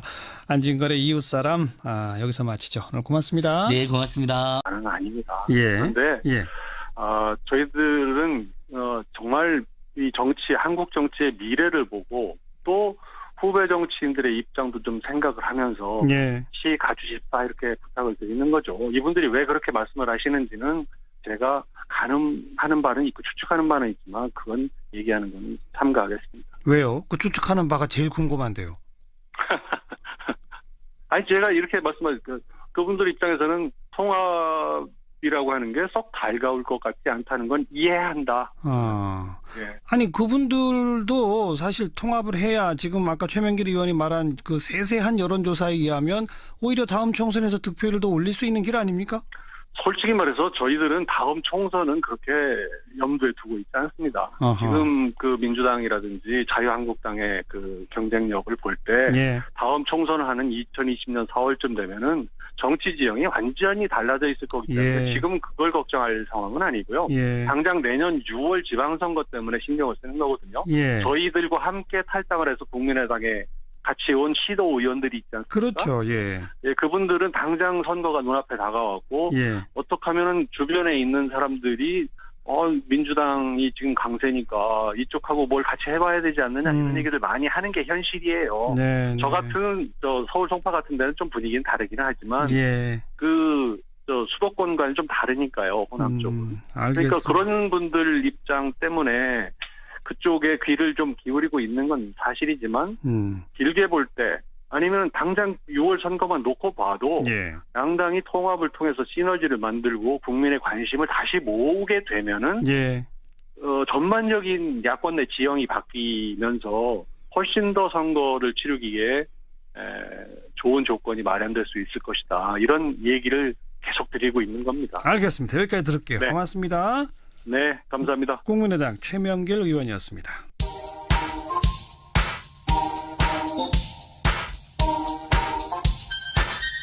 시사자키 정관용입니다. 여러분은 지금 CBS 라디오와 함께하고 계십니다. 저는 출근길 김현정의 뉴스쇼 김현정입니다. 정의당의 김종대 의원이 SNS에 귀순한 북한 병사는 사경을 헤매는 동안 기생충의 분변, 위장의 옥수수까지 공개돼 인격의 테러를 당했다 이렇게 비판했죠. 여기에 대해서 주치의인 이국정 교수는 인격 테러라는 비판은 견디기 힘들다 이런 입장을 또 밝히고 있어요. 오늘 하루 종일 논란인데 정의당의 김종대 의원 직접 목소리 들어봅니다. 김 의원 안녕하세요. 네, 안녕하십니까. 다시 확인하는 겸해서 인격 테러라고 주장하신 이유는요? 우선 이 문제 참 여러 가지 억측과 오해가 많은데 그 인격 테러라는 표현을 썼을 때는 주어가 있어야 되는데 저는 이국정 교수라고 지칭하지 아니하고 우리는이라는 그 표현을 썼습니다. 그러니까 지금 그 병사의 몸의 어떤 결함이나 질병 문제를 가지고 언론이 이제 선정적인 보도가 나왔고요. 또 이 군 당국에서 과도하게 개입해가지고 의사는 나는 환자를 치료하는 사람일 뿐이라 그러는데 기자회견장으로 나갔고요. 또 그 병원 병원에서도 상당히 이런 어떤 문제들을 처리하기가 곤혹스러워하는 이게 다 어우러져서 된 것이 그동안의 며칠간의 상황인데 제가 마치 이국종 교수를 공격한 것으로 언론들이 나가기 시작했습니다. 그런데 17일자에 제가 페북에 올린 글을 보면 오히려 이국종 교수의 입장을 대변하는 취지로 사람들이 읽혀진다 그러지 이걸 공격하기 위한 글로는 읽혀지지는 않을 거예요. 그런데 마침 어제 이 부분에 대해서 본인이 공격받은 것으로 생각하시고 입장을 밝히자 제가 오늘 아침에 재차 두 번째 입장을 냈습니다. 그래서 존경받고 훌륭한 의사에다가 환자 치료까지도 일어난 걸 축하할 일인데 그 이후 과정에서 그 환자의 어떤 이번에 총상과 전혀 무관한 이런 어떤 그 이전에 갖고 있었던 질병에 대해서 외부로 나가게 된 것은 저로서는 침묵을 지킬 수 없었다. 그러니까 비판하신 거 아닌가요? 그렇게? 그러니까 그건 두 번째 이제 그렇게 분명한 겁니다. 첫 번째는 그런 의도가 아니었는데 이제는 상황이 이렇게 되니까 저로서도 입장을 밝히지 않을 수가 없어요. 그러니까 지금 김종대 의원께서는 이국정 교수께서 의료법 위반 논란 소지가 있는 정도로 그 총상과 무관한 정보들을 공개한 것은 잘못이다 이렇게 보시는 거죠? 그 입장은 변함이 없습니다. 사실은 그 병사에 이전에 있었던 내용들은 목숨을 부지할 만한 어떤 질병들이 아니었어요. 생명을 좌우할 게 아니라 이번에 그 병사에게 국민들이 알고 싶은 것은 총상을 입은 환자가 지금 이 총상으로 인해 가지고 생명의 불꽃이 꺼지느냐 마느냐 이런 문제였지. 이 총상과 아무런 관련이 없는 과거의 문제를 끄집어낸다.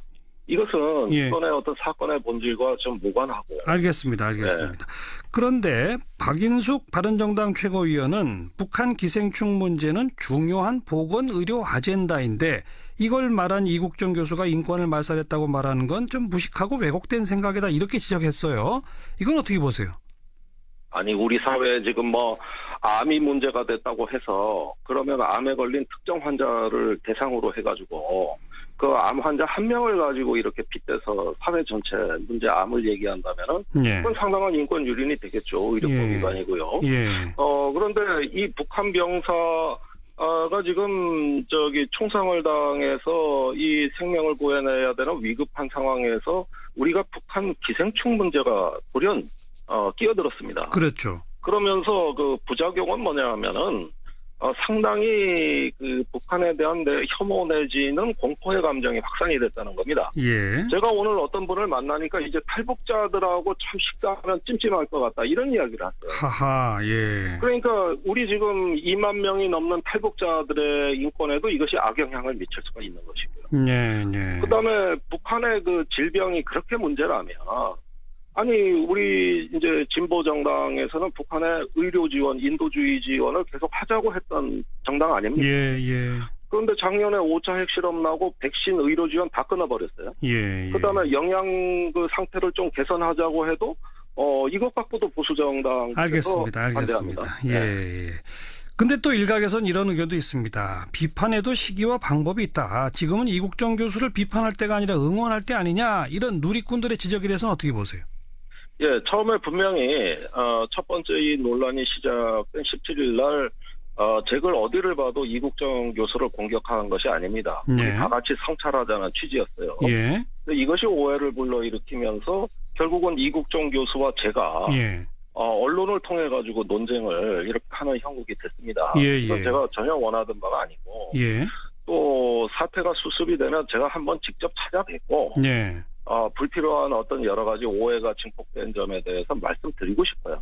이건 제가 이국정 교수께 제안을 드리는 겁니다. 그래서 그러나 오늘 오전에 새로 올리신 글에서 아무튼 이국정 교수의 그런 발표에 대해서는 분명히 비판적으로 문제 제기를 하신 건 맞잖아요. 아니 그 입장은 안 밝힐 수가 없었죠. 그 이국정 교수가 이제 저를 향해서 입장을 내셨기 때문에 저로서 더 침묵을 하게 되면 책임 있는 정치인도 아니고 제 원래 생각은 이거였습니다. 이렇게 입장을 내는 게 당연한 거 아니겠어요? 이렇게 하여튼 논란이 커지게 된 거에 대해서는 이국정 교수한테 뭐 사과하실 의향이 있으세요? 일단은 이런 문제 때문에 환자 치료에 전념하지 못했다면 그것은 제가 상당히 유감스럽게 생각하고 소모적인 논란이 벌어진 데 대해서도 이국정 교수가 꿋꿋하게 의료에 전념하실 수 있도록 용기를 내시라. 예. 다음번에 예. 어느 정도 좀 우리 마음도 회복돼야 되지 않겠습니까? 예.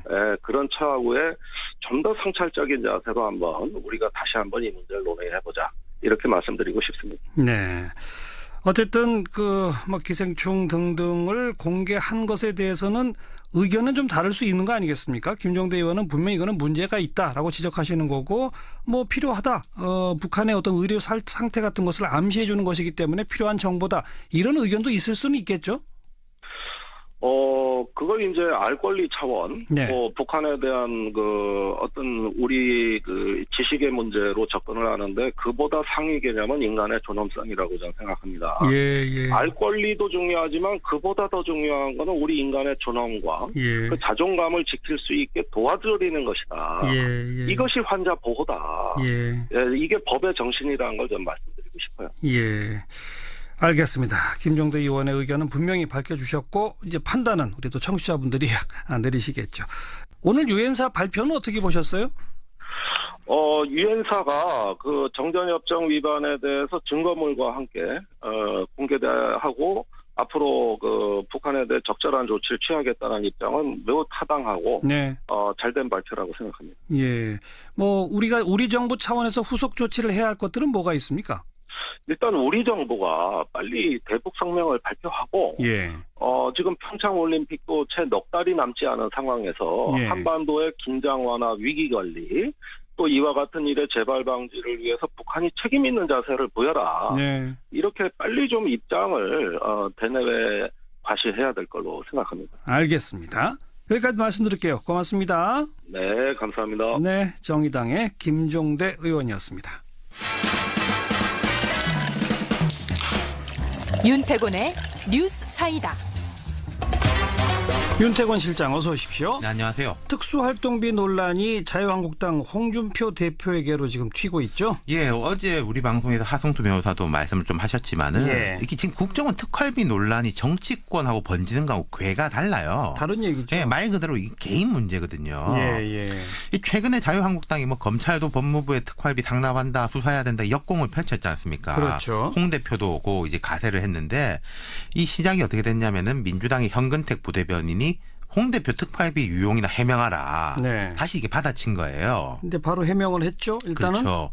국회 여당 원내대표 겸 운영위원장은 특활비가 한 매달 4천만 원 정도 나오는데 야당 원내대표한테도 보조를 했습니다. 그러니까 나눠 쓴 거다. 그랬죠. 말하자면 이거 아니겠습니까? 근데 아니라는 거죠. 예, 당시에 민주당 원내대표였던 원혜영 의원이 한 푼도 받은 게 없다. 예. 해명했는데요.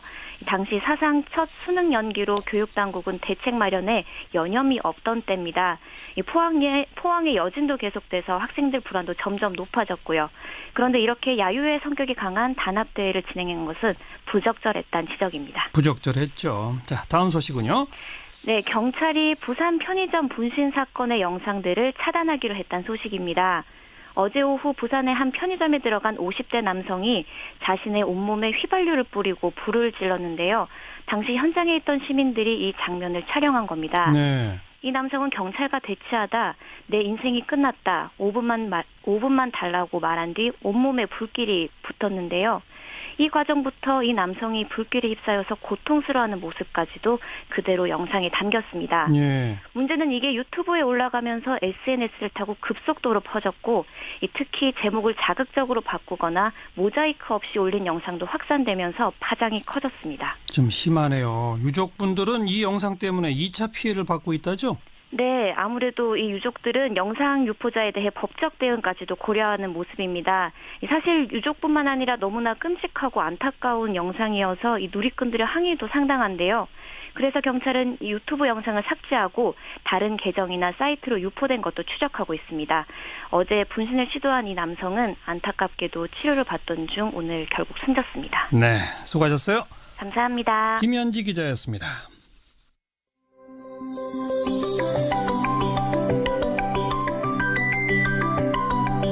지금 여러분께서는 한림국제대학원 대학교 정관용 교수가 진행하는 시사자키 정관용입니다를 듣고 계십니다. 어제 하루 종일 여성 커뮤니티 워마드가 주목을 받았죠. 이 호주의 어린 남자아이에게 수면제를 먹이고 그 아이를 성폭행했다. 그 글을 쓴 여성은 지금 호주 경찰에 체포돼서 조사를 받고 있는데요. 근데 그 여성이 그 게시판에 또 다른 글을 올린 게 있어요. 근데 그 글이 여성 철학자 이현재 교수의 발언을 인용한 거다 해서 이현재 교수가 지금 네티즌들한테 상당한 비판을 받고 있는데요. 서울시립대학교 도시인문학연구소 이현재 교수께서는 이건 잘못 알려진 일이다 또 이렇게 말씀하시네요. 그래서 직접 연결해 봅니다. 이 교수님 안녕하세요. 네, 안녕하세요. 네. 이현재입니다. 제가 방금 소개했습니다마는 그 호주 경찰에 체포돼서 조사받고 있는 그 피의자가 게시판에 이런 글을 썼어요. 롤리타 콤플렉스는 범죄지만 쇼타쿠는 존중받는 취향이다. 이건 이현재 교수의 말이다. 이게 진짜 이런 말을 하셨어요? 정말 한마디로 말씀드리자면요. 사실이 아닙니다. 사실이 아니다? 네. 저는 그 방송에서 그 롤리타 컴플렉스하고 롤리타 컨셉을 구분해서 논의했는데요. 예. 네, 롤리타 컴플렉스, 그러니까 저희가 소아성애라고 알고 있는 14세 미만의 여자아이를 향한 소아성애는 현재 의제강간으로 처벌받게 되어 있는 범죄고요. 예. 이거는 쇼타로 컴플렉스도 마찬가지입니다. 쇼타로는 뭐예요? 예, 쇼타로는 일본에서 만들어진 용어로 알고 있는데요. 예. 그 롤리타 컴플렉스와 달리 어린 소년을 향한 성인 여성의 성적 욕망을 일컫기 위해 만들어진 말이라고 알고 있습니다. 예. 그러니까 어린 소녀를 향하면 롤리타고 소년을 향하면 쇼타로 이렇게 되는 거군요. 네네. 예, 그런데요. 네, 근데 떠도는 캡처 화면이 문제가 됐잖아요. 예. 근데 여기에서 제가 이 장면에서는 제가 쇼타로 컴플렉스를 얘기한 게 아니라요. 예. 쇼타로 컨셉을 설명하는 부분인데요. 이것을 따와서 인용하고 계셨거든요. 예. 가령 저는 방송에서 그날 성인 여성 모델이 상호 동의하에 롤리타 컨셉으로 찍은 사진 같은 것은 하나의 취향으로 있을 수 있다고 말했고요. 네. 마찬가지로 남자 아이돌 같은 그런 쇼타로 컨셉 역시 하나의 취향으로 존재할 수 있다고 말했습니다. 쇼타로 컴플렉스와 쇼타로 컨셉은 어떤 차이가 있는 겁니까?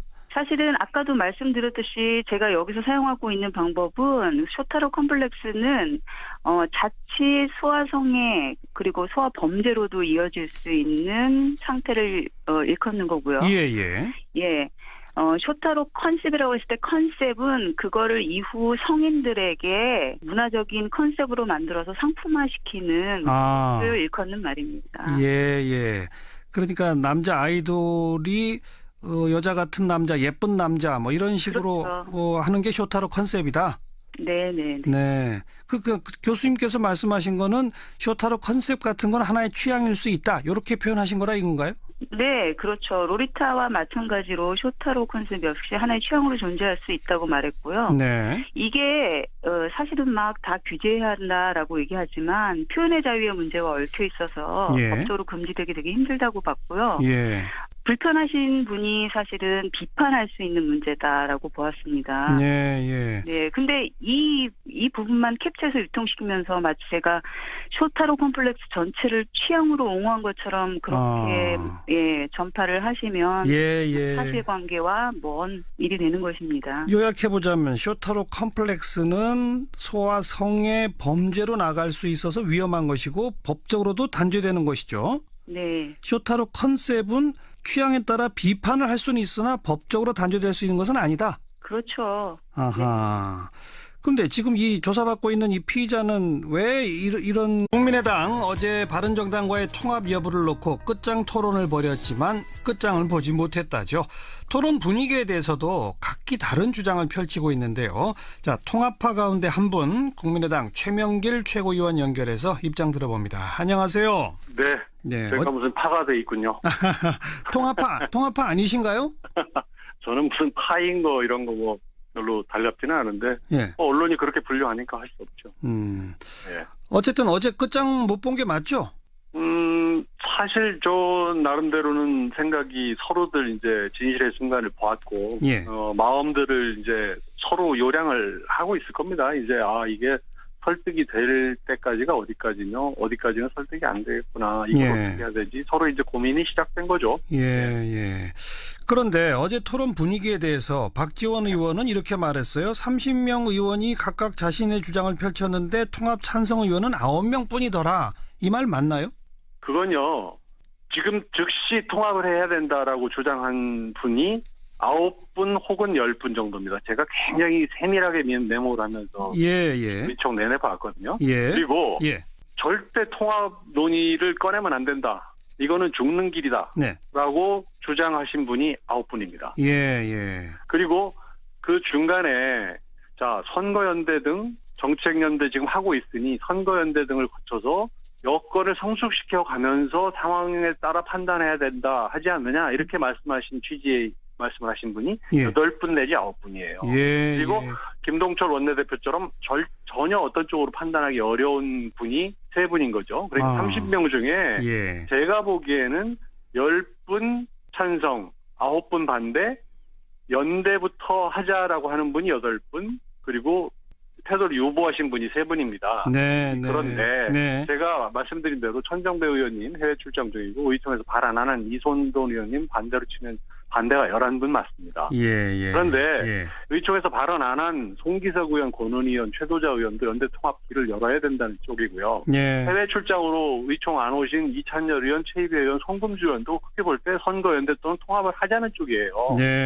그리고 원외 최고위원 박주원 의원 등 3분도 연대 통합을 모색하자는 쪽이고요. 안철수 대표도 카운트를 안 했는데 안철수 대표도 같은 입장이니까 전체 44명 중에서 연대 통합 논의 자체를 반대하는 분은 11분이고요. 논의를 시작하자는 분이 28명 내지 30명쯤 되는 겁니다. 그래서 이 말씀이 실제 우리 당 내 연대 통합과 관련된 의견의 지형이라고 보면 맞습니다. 아주 세세하게 정확히 잘 정리해 주셨습니다. 그런데 이 즉각이든 아니면 좀 상황을 봐서든 이렇게 통합 쪽을 다수로 의견을 갖고 계신 분들의 이유가 뭡니까? 저는 가치가 있다고 생각합니다. 그 두 당이 지향하는 바와 두 당의 정강 정책과 두 당이 현재 추구하는 경제 정책의 방향이라든지 심지어 안보 정책 면에서도 상당히 유사하기 때문에 정당이라고 하는 게 영어로 지금 파티 아닙니까? 파티라는 게 어느 쪽이라는 뜻 아닙니까? 그래서 파티라는 것은 지지세를 확장해가는 걸 목적으로 움직이는 단체 아닙니까? 또 어느 편, 우리 편을 많이 만들고 자기 편의 범위를 가능한 한 넓게 잡고 끊임없이 외연을 넓혀가야 되는 것이기 때문에 공감대가 있는 부분이라면 외연을 넓혀가는 건 당위라고 저는 생각하는 겁니다. 그런데 현실적으로 국민의당에 지금 호남 지역구 의원들이 다수 있지 않습니까? 호남 지역구 의원이 23분이 계시죠. 그러니까요. 그분들은 바른정당하고 통합을 하게 되면 호남 지역구에서 득표율을 높이기보다 좀 줄어들 우려를 하시는 것 같은데 그건 어떻게 보세요? 그건 근데 어제도 이제 그 이태규 그 국민정책연구원장이 나와서 그런 부분에 대해서 상세히 설명을 했고요. 어떤 여론조사를 봐도 이 부분은 우리가 누구 말을 듣느냐의 문제다. 저도 그 문제를 집중 제기했습니다. 우리가 정치를 함에 있어서 국민의당 지지자, 국민의당 잠재 지지자 그리고 당원의 얘기를 들으면서 어떤 운명을 결정해야지 호남의 민주당 지지자들의 얘기를 듣고 우리의 운명을 결정할 수 없지 않느냐. 그렇다면 현재 호남의 민주당 지지자들이 호남의 국민의당 지지자보다 많은 게 현실 아닙니까? 그렇죠. 그러니까 그분들의 얘기가 귀에 많이 들리는 겁니다. 그래서 하지 말라는 사람이 많다고 그러는데 어제 김중로 의원은 그렇게 말씀하셨어요. 나도 호남 사람인데 내가 아는 호남 사람은 다 통합하라고 하는데 여러분들이 듣는 소리는 어디서 듣는 겁니까? 하라고 의문을 제기를 해요. 그럼 호남의 우리들이 여론조사를 해보면요. 양쪽이 통합하면 지지하겠다는 사람이 전국 평균에 비해서 호남이 조금 더 높습니다. 그래요? 그렇기 때문에 조사를 해보면은 그리고 우리 의원들이 가서 사람을 만나면 주말에 가서 아무리 많이 만나는들 100명을 만나겠습니까? 200명을 만나겠습니까? 그러나 한 지역구에는 20만 명, 30만 명, 25만 명이 있잖아요. 알겠습니다. 그건 좀 객관적으로 조사를 하고 그걸 기초로 얘기를 해야 된다고 생각합니다. 최명길 의원 말씀에 의하면 그 정책적 지향에 있어서도 당위가 되고 민심도 더 얻을 수 있다라면은 당연히 그쪽이 맞는데 그럼 극구 반대하는 11분은 왜 반대한다고 생각하세요? 저는 정치적인 이유로 통합을 반대할 수도 있습니다. 또 그분들 입장에서 이런 통합이 썩 밝아올 것 같지 않다는 걸 이해 못하는 계속 거짓말한 법적 조치를 할 수밖에 없다. 그랬죠. 이러니까 원내대표 겸 국회 운영위원장도 상임위 위원장이기 때문에 간사들한테 일부를 지급을 했을 겁니다.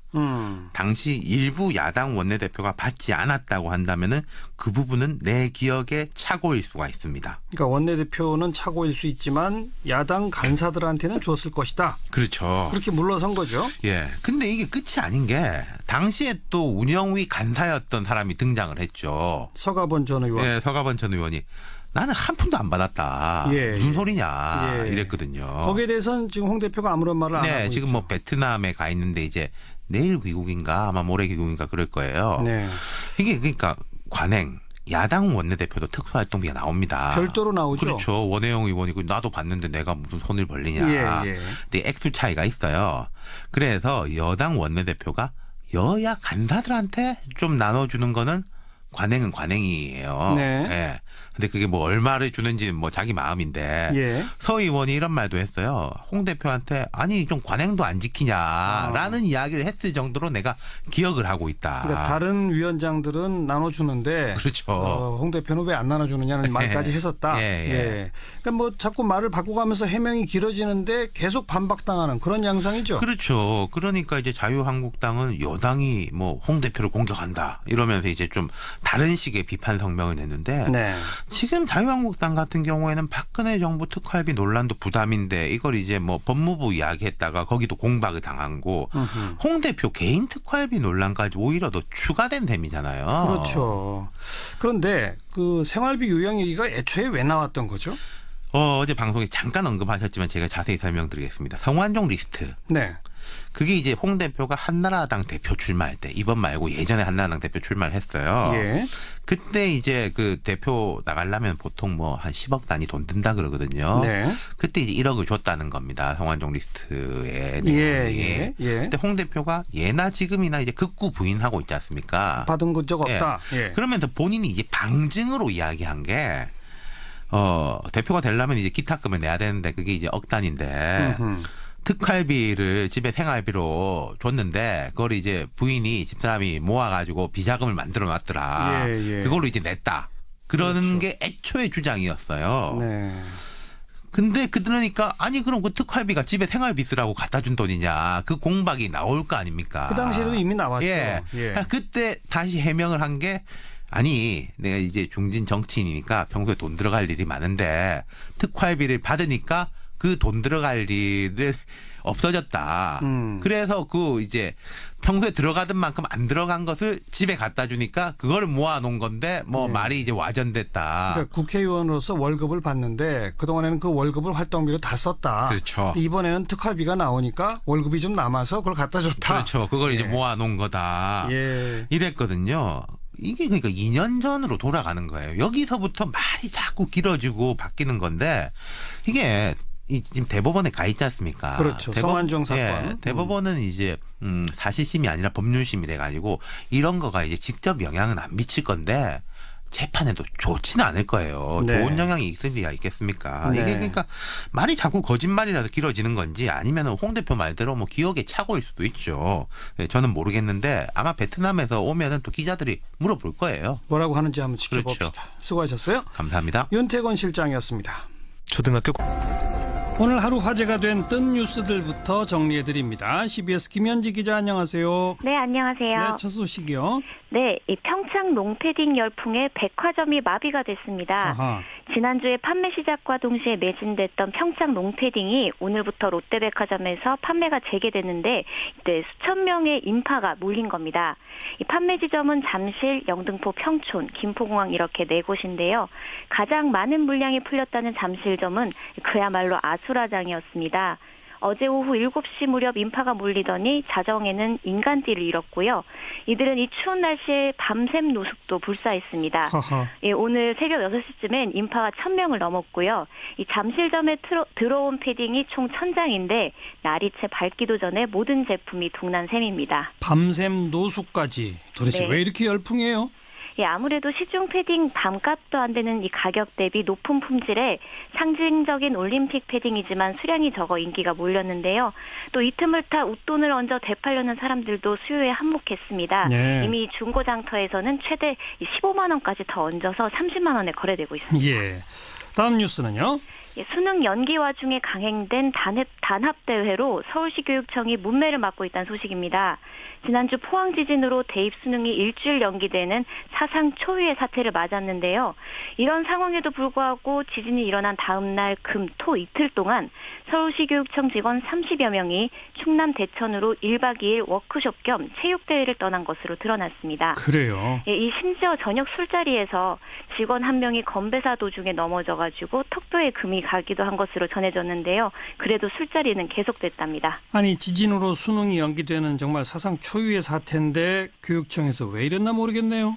예, 교육청 측은 예산 심의 등이 예정돼 있어서 숙박 취소가 어려웠다고